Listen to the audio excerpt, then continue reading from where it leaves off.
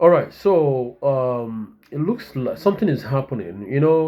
In the retail phase, there are things like meme coins, deflationary coins, shit coins, name it, utility coins. There were times these things were a trend. I agree what I'm saying, where people were like, hey, this deflationary coin, they take this percentage tax and add to liquidity, blah blah blah. And then came meme coins.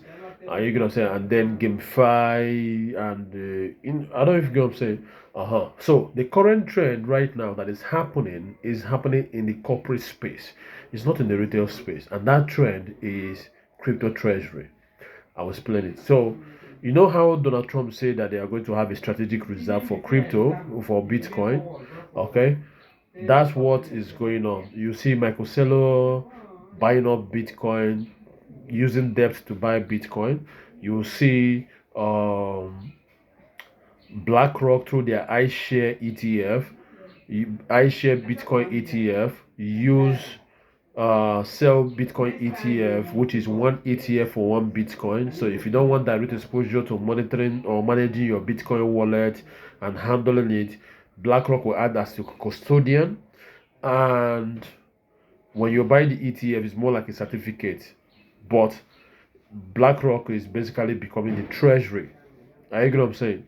And the whole treasury gameplay and is more like trying to give investors an alternative way to invest in crypto. Because when you're buying crypto, there are things you have to worry about. You have to worry about wallet, the safety of your wallet, and then buying the crypto yourself, storing it, and protecting yourself from hackers and whatever it is.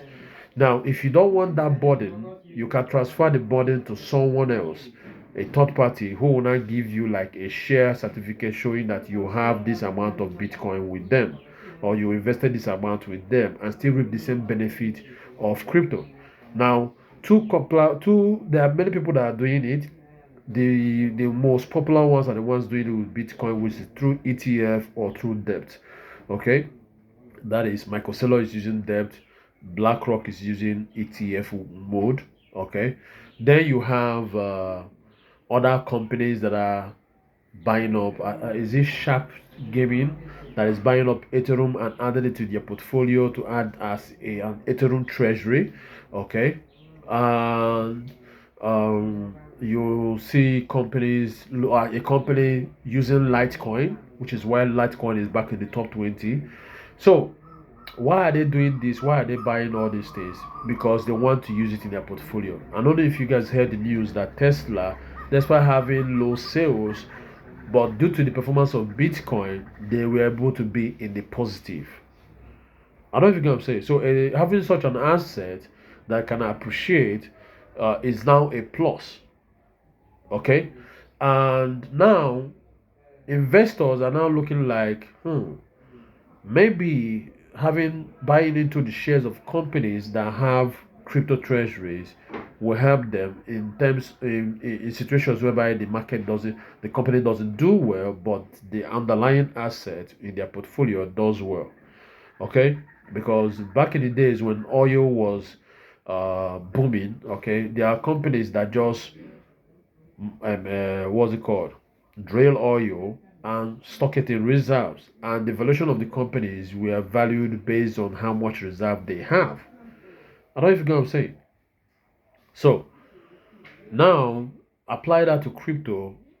People are now judging companies based on how much crypto they have in their portfolio, whether it's Bitcoin, Ethereum, or Litecoin.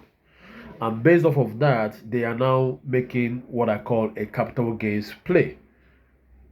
It's purely a capital gains play because those they don't pay dividend. ETF don't pay dividend. ETFs don't pay big dividend. Microsoft does not pay dividend. I don't know if you get what I'm saying. So because they don't pay dividend, it's all a capital gains play, which means if the value of the asset in the treasury goes up, the value of the stock or the ETF or the debt stock also goes up.